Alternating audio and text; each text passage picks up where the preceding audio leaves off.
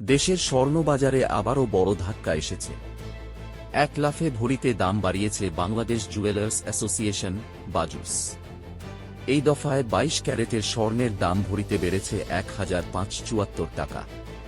ফলে দেশের ইতিহাসে প্রথমবারের মতো ২২ ক্যারেটের প্রতি ভরি স্বর্ণের দাম দাঁড়াল ২,২৭,৮৫৬ টাকা, যা এখন পর্যন্ত দেশের বাজারে এক ভরি স্বর্ণের সর্বোচ্চ দাম।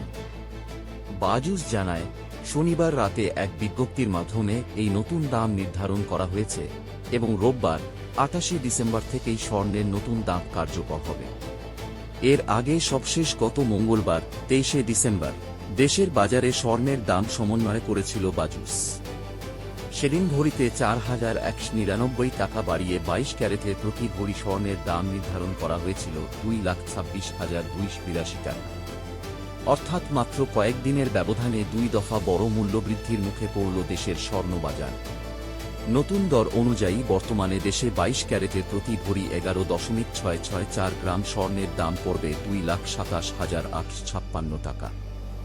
একই সঙ্গে ২১ ক্যারেটের প্রতি ভরি স্বর্ণের দাম ২,১৭,৫৩৪ টাকা, ১৮ ক্যারেটের প্রতি ভরি স্বর্ণের দাম ১,৮৬,৪৪৯ টাকা এবং সনাতন পদ্ধতির প্রতি ভরি স্বর্ণের দাম নির্ধারণ করা হয়েছে ১,৫৫,৪২৩ টাকা। চলতি বছরে স্বর্ণের বাজারে দাম সমন্বয়ের সংখ্যাও রেকর্ড ছাড়িয়েছে।